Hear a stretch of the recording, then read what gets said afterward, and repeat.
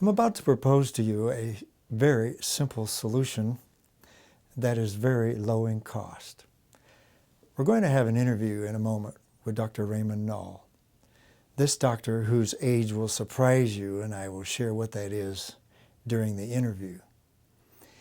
We have discovered that one of the most complex parts of the human body is the endocrine system. Men are running out of energy and their hormones are no longer in balance. Women have known for quite some time that the monthly cycle with PMS, lack of estrogen or progesterone, or the need to take progesterone creams and estrogen creams and so forth, these can be costly, but the problem is they don't really cure the problem, just mask over some of the symptoms. Dr. Raymond Knoll has studied into the endocrine system and has discovered some astonishingly simple ways in which we can deal with the real problem, cure the problem for why our body is not making its normal hormones. What he proposes is a way that your own body will make its own hormones when it gets the necessary building blocks in our diet that is necessary to build the hormones. And so, let's take a look at the interview with Dr. Raymond Knoll. Today we're interviewing Dr. Raymond Knoll, who is the author of the book, How to Live to be 101. So doctor, tell us in brief, just a short thumbnail sketch of your history here. I was born in the United States, grew up in Canada, went through their educational system. Anyway, I finished college, majored in mathematics and minored in science, and spent 11 years in educational work. After that, I took medicine in Loma Linda School of Medicine. And after finishing there, I went up into Alaska and operated a hospital for a number of years, and came back to the States to educate my children, and started private practice in California. And as I went along, I saw thousands of people that had many complaints. The usual story was that they'd been to a dozen doctors and there was no diagnosis. I didn't know the diagnosis either, but I decided to see if I could find out. So I set up a series of experiments, and they included as many of the vitamins as we could measure, as many of the minerals we could measure, and as many of the hormones as we could measure. In particular, these tests included other things as well, but those are the principal ones. You might explain, what do you mean, what kinds of testing, what were you looking for? Well, I was looking for the cause of the symptoms that these people told me about. As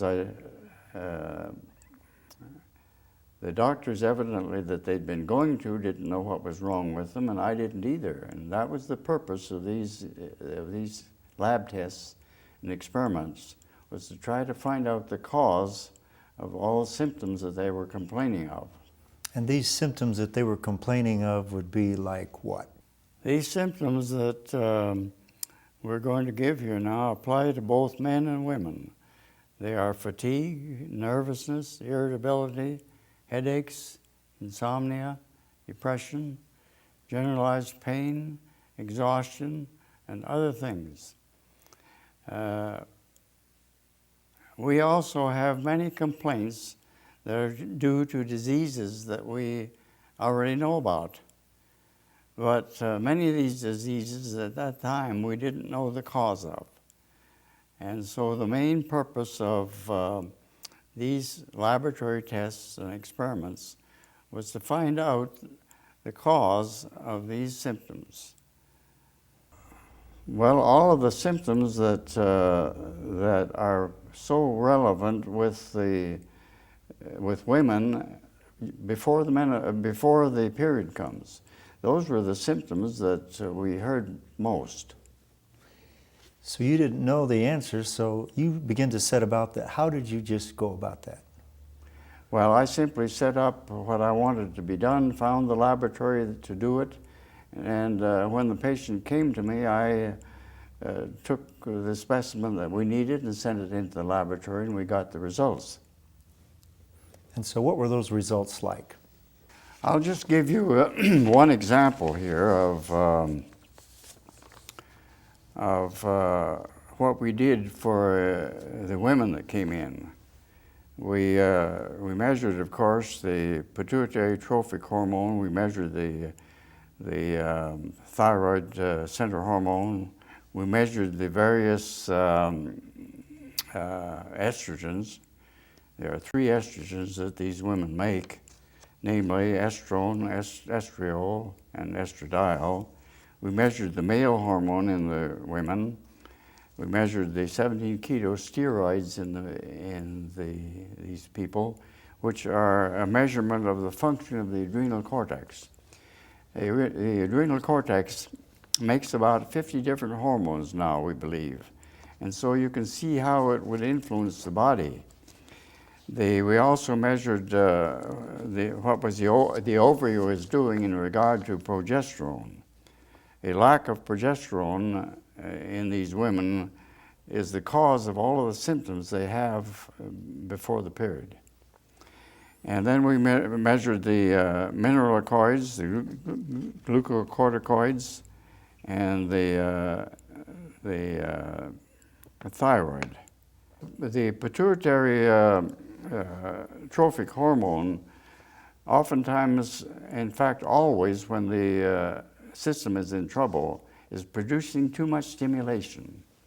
It will stimulate these target organs to do their work, but the tests that I got back didn't show that these target organs were producing any more of the hormones that they were supposed to produce than they did before. And so it gave me an idea of what might be wrong with this whole business. So that as I looked at the estrogens in this woman, I find out that she's making no estrone and no estriol. And I found out in hundreds or thousands of these tests, these women were always making too much estradiol. That's the 3rd female hormone. But it's significant that they were making no estriol and no estrone. Now, these are important that they produce, because they give them also symptoms that they don't feel well hardly at any time. The one that they're producing too much of causes problems in the metabolism of the body in general, and is one of the reasons why these people oftentimes put on weight. But it is interesting that this hormone stimulates the protein to be laid down. It needs to be stimulated both in the male and in the female to be laid down, but it is not laid down by the one that stimulates it. It's laid down by estrone, in this case of the female, and she is making none. So you see why that we have osteoporosis in the female quite a lot. The hormonal system is out of order, and the very hormone that causes the repair to take place is not being produced, and that is estrone. Now, coming down to the male hormone, it's quite evident that women, as they get older, have a little hair on the upper lip and chin, indicating that they're producing too much of the male hormone. This may be one of the problems in aging. And the male hormone here is 22. Well, it should be about half of that.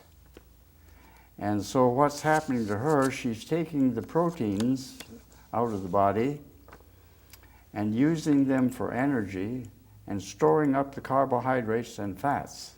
Here's one of the real reasons for obesity. In other words, you're saying that the fats, instead of being turned into energy, are being stored in the body because of that lack of that hormone. Yes, not only the fats, but the carbohydrates.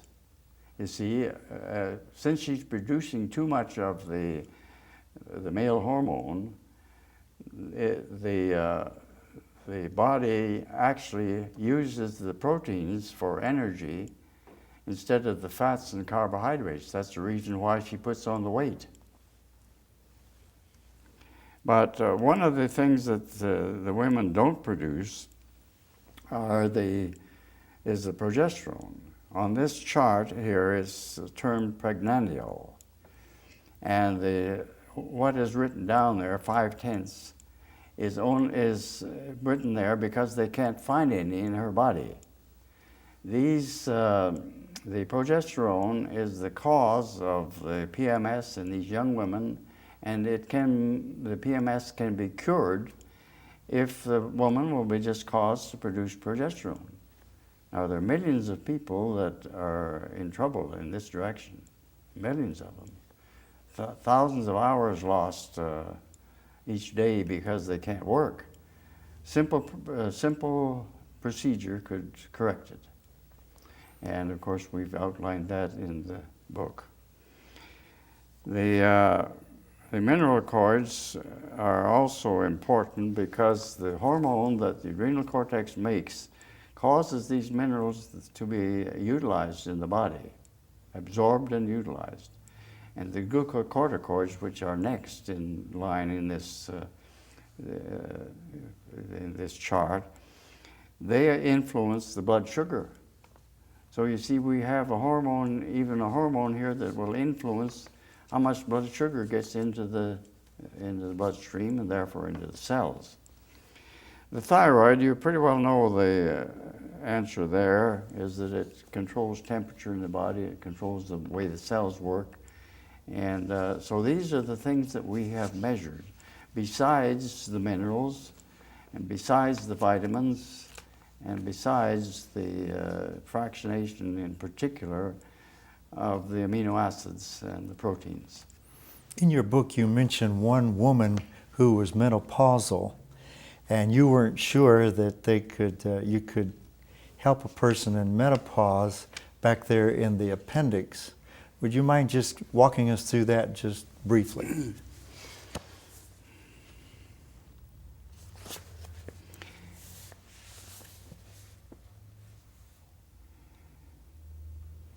There are 4 reports here that I'd like to have you look at. And these reports are similar to the one that I've just gone over. Mm-hmm. The point here is that by applying the methods that we have used, that we can cause even a woman in the menopause to cause this hormonal system to revert to normal. In other words, you're telling us that a menopausal woman can reverse her symptoms and hormone production by eating the tea and the minerals, which we'll get to in just a moment. Yes, we don't say everyone can do that, but this is an example showing that it can be done. Okay.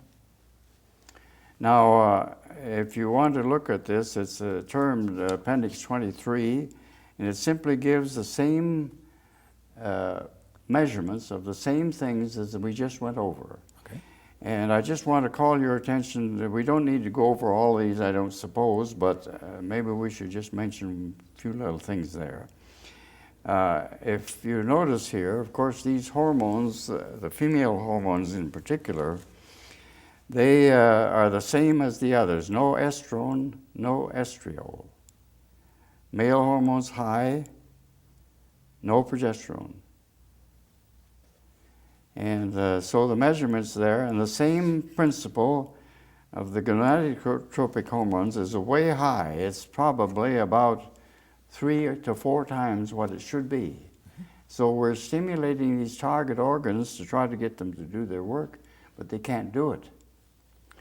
The second one, Appendix 24, you'll see that the gonadotropic hormone went down from 44 to 30. Now you see we're getting a lot of stimulation even at that, at 30. But you'll see also that this woman starts to make the estriol, which she was making none of.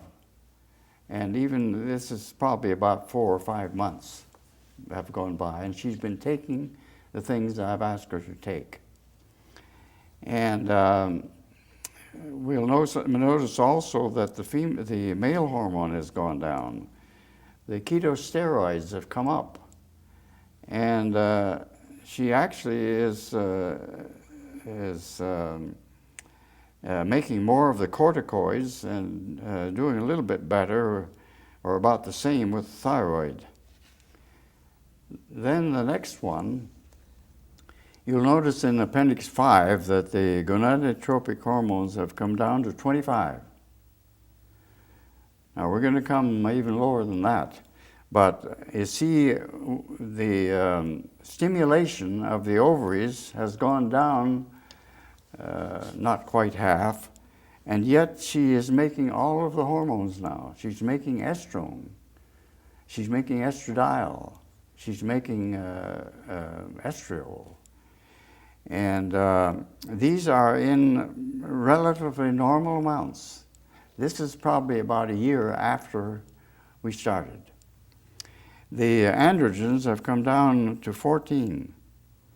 They're getting down toward normal now. And what about the progesterone? Was that? Yes, the progesterone at that time, she was taking 2.5. The low normal is 2. And so she will get a lot of smoothing out of her whole life simply by the production of the progesterone. Mm-hmm. And by the way, again, this progesterone, if it's produced in these young women, they don't get PMS. They go through that period without even knowing they have it. And that's the way it should be. The ketosteroids have come up, and all the rest of these things have come up. Now the last one is Appendix 26, and you'll see that the gonadotropins have come down here to 14. And the total of the estrogens is 12, which is normal. She's making a normal amount of estrone, normal amount of estriol, and a normal amount of estradiol. The androgens have come down to 14, which is high normal. And the ketosteroids have come up, and the people that did this for me stated this was a perfectly normal test. So this woman that you're testing here, and these appendix show the results, she started out in a very bad state, but a year to a year and a half later, she was back to totally normal, and all she did was begin to take certain minerals, and this helped normalize her. Yes, the system that we worked out caused her to start out with a real bad hormonal system and end up with a good one. All her symptoms disappeared.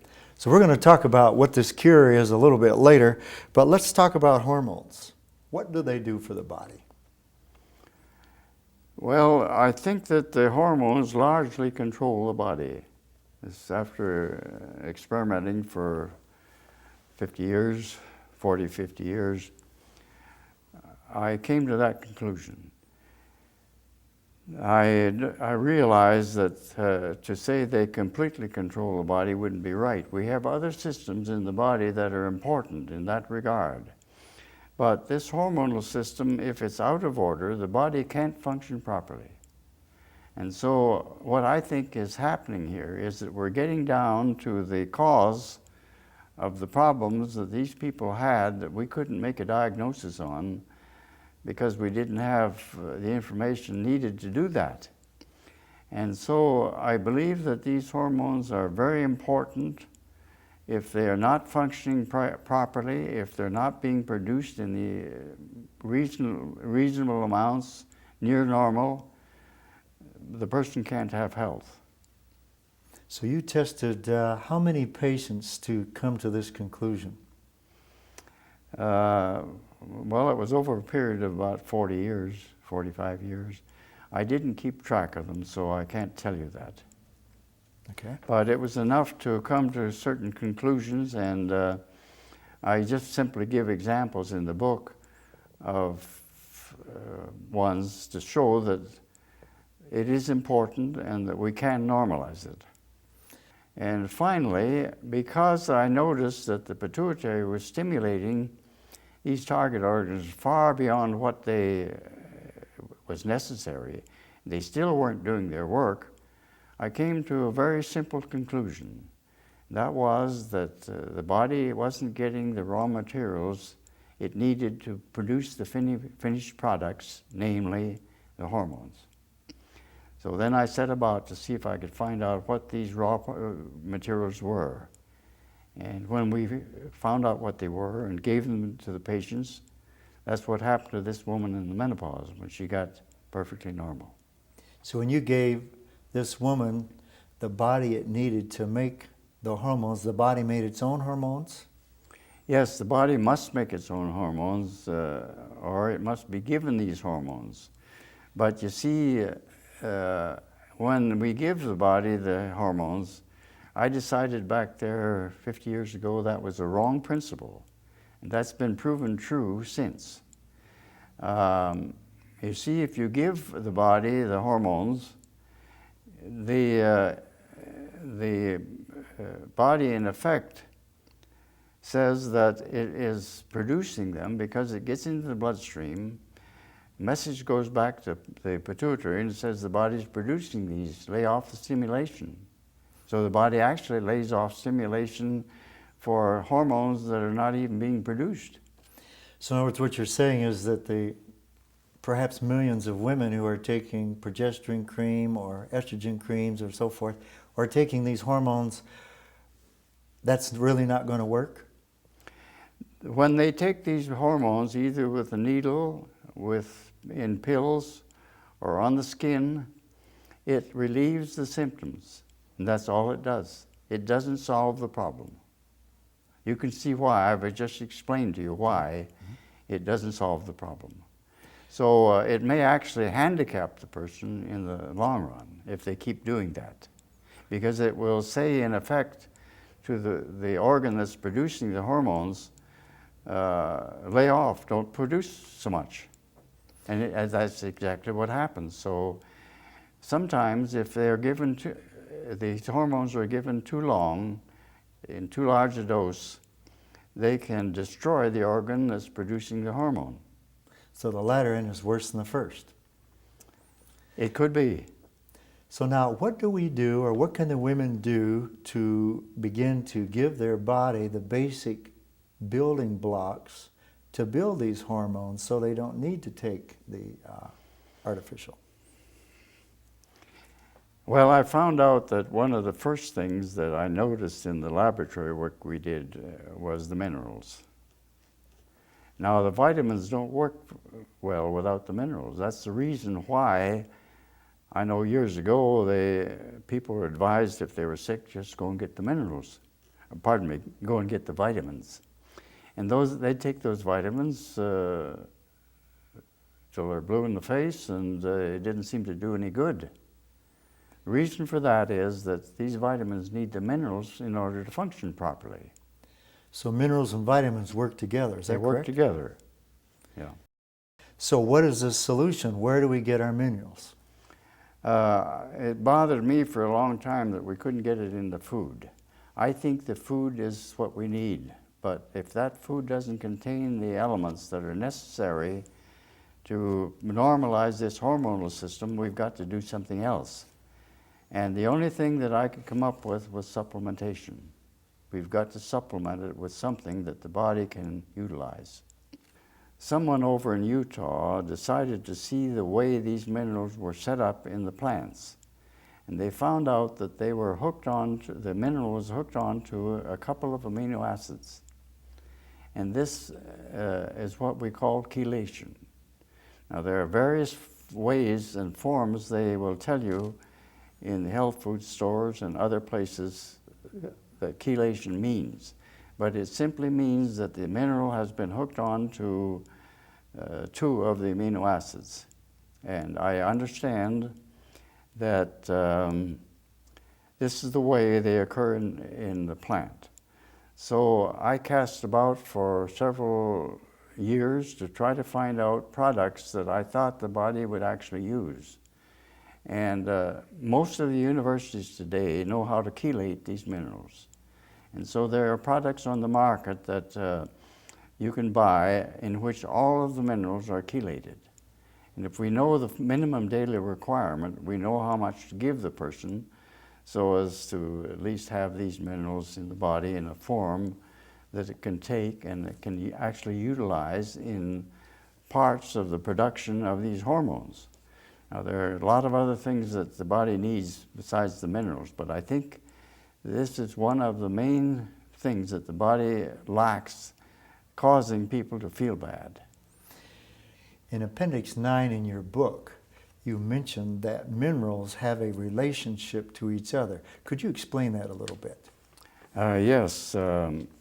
We have here calcium, sodium, zinc, cobalt, cadmium, phosphorus, potassium, magnesium, manganese, copper, and iron as examples.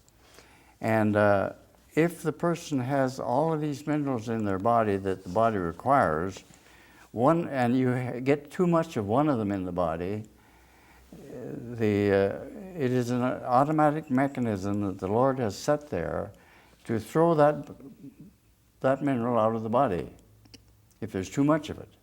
If there's too little of it, the same thing happens in reverse. And in other words, these minerals, like, let me just give you calcium, for example, you're all acquainted with that. It will throw out manganese, magnesium, phosphorus, and zinc. So if It'll you get throw too much, those out of the body if there's too much there. Okay. When these are all present, it is an automatic mechanism that keeps the body in control as far as its pH is concerned. And these minerals are what causes the pH to remain normal in the body.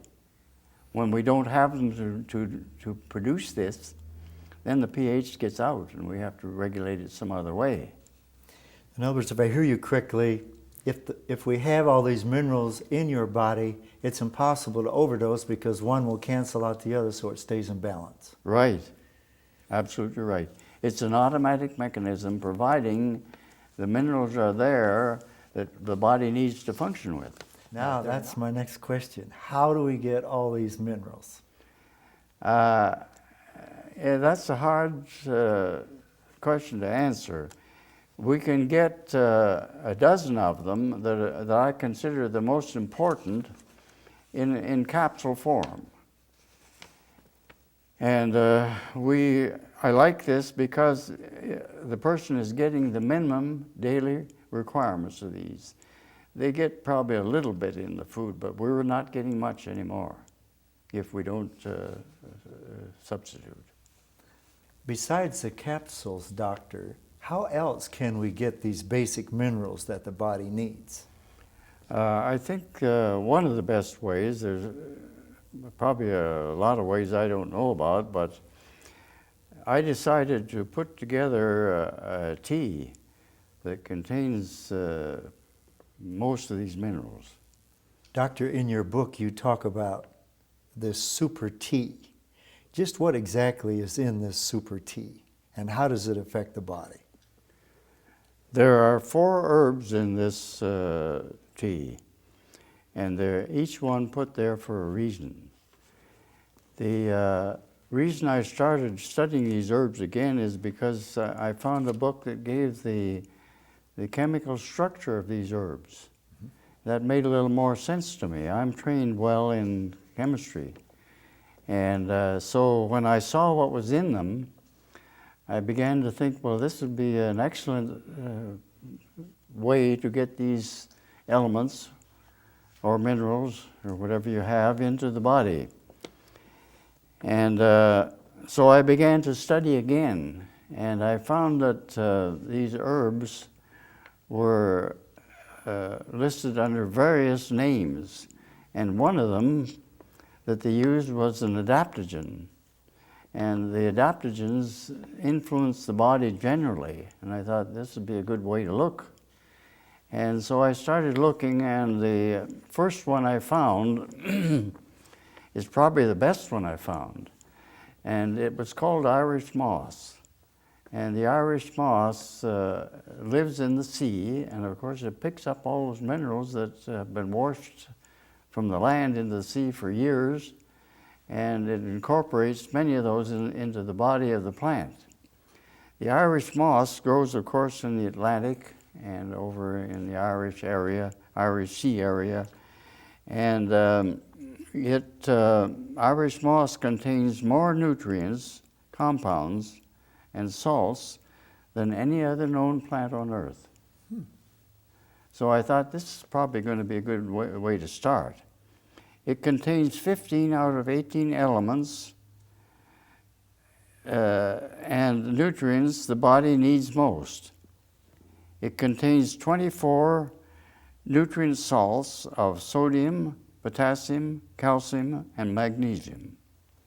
It contains sodium and potassium iodides, which often work wonders in causing the thyroid to produce the proper hormone. The phosphates of calcium, potassium, sodium, and magnesium influence the metabolism in the body of the brain, bones, liver, and skin, respectively.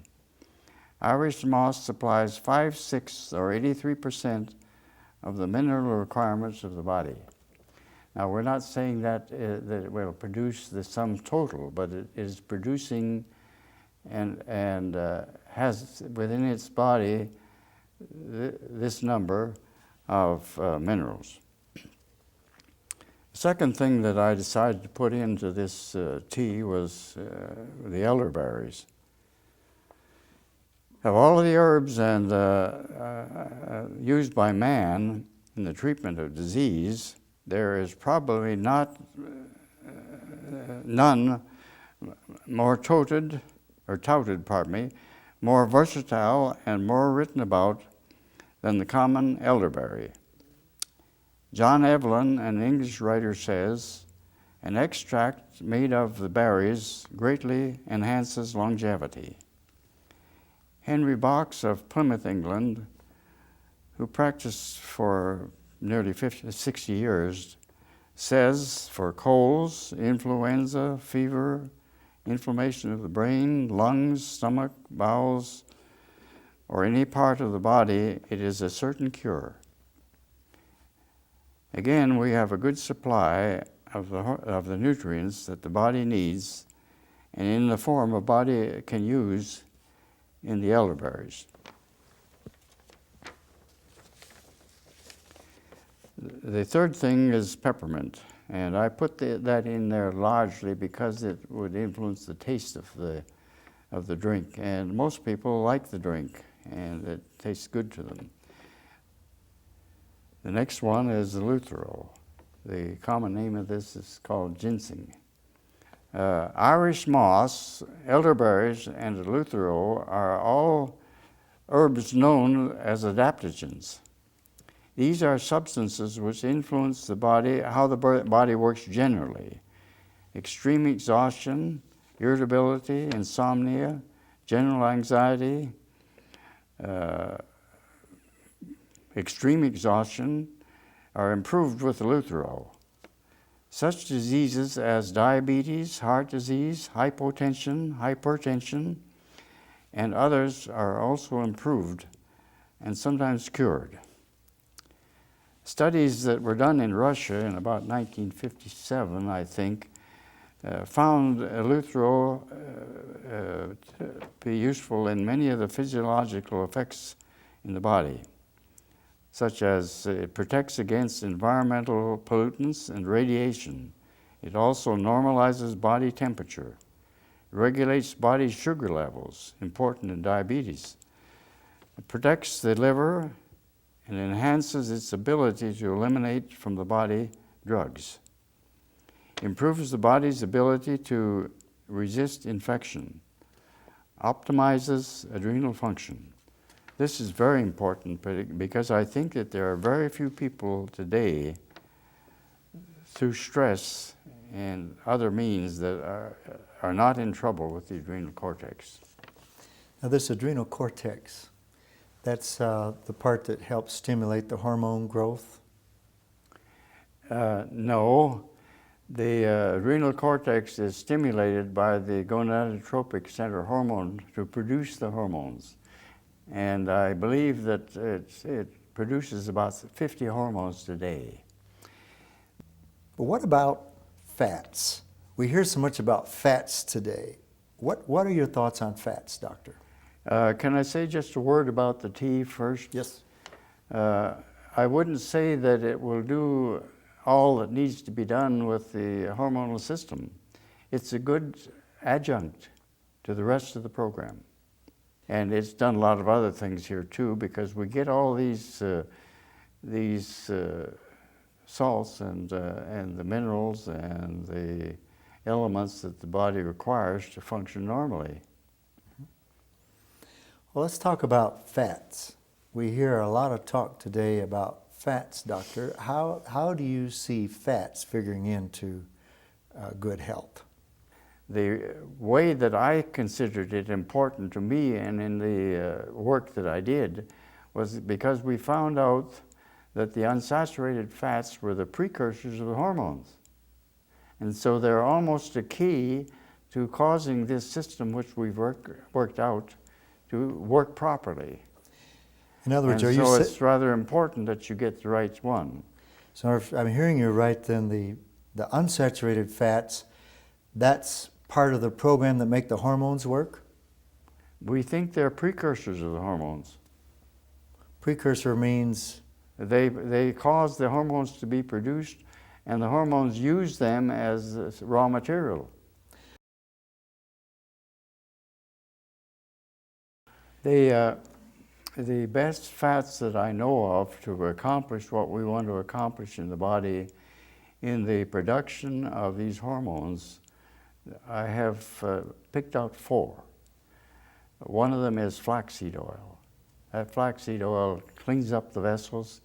It keeps the platelets from clumping. And if a person's been using the hard fats, it'd be a good thing to use to just clean things up. Clean up the vascular system. There are 3 others that we did use in the past, and these are the certain concentrates from wheat germ oil, soy oil, and the oil from rice polishings. These all are, again, precursors of the hormones.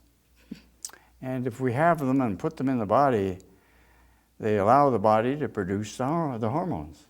And again, we're back to controls. I believe that we need to get to the controls of the hormones to have health.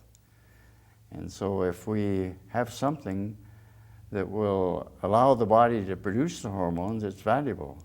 And these unsaturated fats, as far as I can tell, are what does it. You mentioned the rice polishings. Just what is this rice polishings? Is that the part they take out when you make white rice? Yes. The rice has a hull on it. That's taken out and discarded. But man has made white bread, so he makes white rice. And he polishes all the outside covering of it off, and that's called rice polishings. And of all the foods that we have, I think that this is probably the most valuable food that we can get is the polishings of the rice. It contains 103 antioxidants alone by measurement, and all the rest of the things that are in it are there because of the way it's grown. If it can be grown right, it's much better. In your Appendix 16 at the back of the book, you refer to some of these essential unsaturated oils or fats. Would you care to comment on that just a little bit? Well, what happened there, I started out just giving the unsaturated fats to people on their salads and things like that.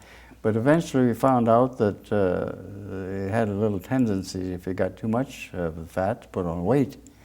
So I found a product that was concentrated 14:1 with these 3 unsaturated fats we mentioned, namely the rice polishings, wheat germ oil, and soy oil. And they concentrated them 14-to-1 and put them in the capsule and demonstrated the actual way that they worked in the body. And Appendix 16 will tell you that. Namely, that these were not only good for the production of the androgens, the estrogens, but they were also very good in the production of the adrenal cortex hormones, as well as the stimulation through the pituitary. They got their raw materials from these oils to not only produce the stimulation, but to produce the hormones. And so Appendix 16 is rather important to indicate to you that these are necessary in the body by actual measurement, and actually what they do. Now, besides what I've mentioned to you here, these are all essential, what are called essential fatty acids. Now, almost any good textbook will tell you that they're fatty acids that are essential.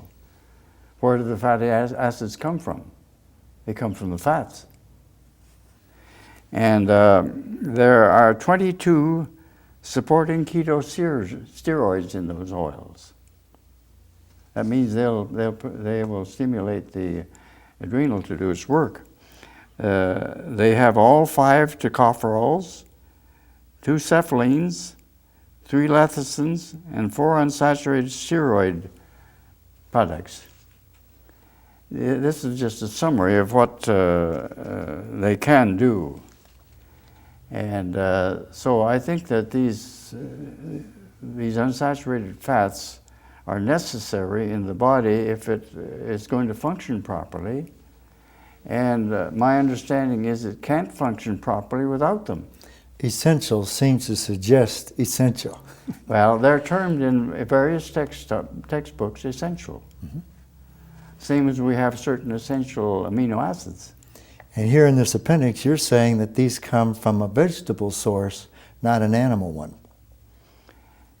It may be possible in some cases to get something from the animal, but I don't know about it. Okay. Because pH is so important in the body, I believe I should talk to you a little about that further. The first thing is, what do we mean by pH? We mean by pH the alkalinity or the acidity in the body. This has been measured by taking a line, and the left side of it would be marked with hydrochloric acid, and 14 points to the right or beyond that would be calcium. And midway between that is 7. And that, of course, is the midpoint between acidity and alkalinity. The body works a little different than that, and we can speak about that a little later. But I want to say to you that the pH is a measurement of the acidity or the alkalinity of the body. There is some question as to what that mark is. We have set it at 6.4, and that is the neutral part of body functioning. And we need to keep the body a little above that to function best. Now, the pH can't remain normal, and we can't get it normal without a supply of all of the minerals that the body requires to function normally. And I mean all of them, not just part of them. And so we have to get those into the body if we want that pH to remain normal. Now, someone devised a method whereby we could measure this at home. And there are tapes that one can buy that allows us to measure the pH of whatever we put the tape in. And someone has worked out a system whereby you can measure it at home. In other words, you measure the 2 times the pH of the saliva plus the pH of the urine and divide by 3, and that gives you the pH in the blood. I also believe that in all sickness that this pH is pushed to the acid side, and we need to make a change if we want to get the person doing better rather quickly. The body pH, of course, is, if it is kept normal, the person feels better and they are better. And as I said previously, I don't think that anyone that gets sick has a normal pH. I believe it's always on the acid side. Now I want to emphasize again that the pH of the body can't be kept normal without the body having all of the minerals that it requires to keep in health. And if it does, it is an automatic mechanism in the body that keeps the normal amount of each of the minerals in the bloodstream. As I say, this is an automatic mechanism providing all the minerals are present.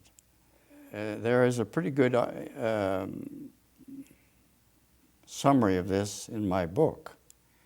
And I want to emphasize here again the allergies as being a place where this pH must be kept normal, as well as the production of the hormones that the adrenal cortex makes. A lack of production of these hormones that the adrenal cortex makes is the cause of all of the allergies. And when this is corrected, the allergies disappear.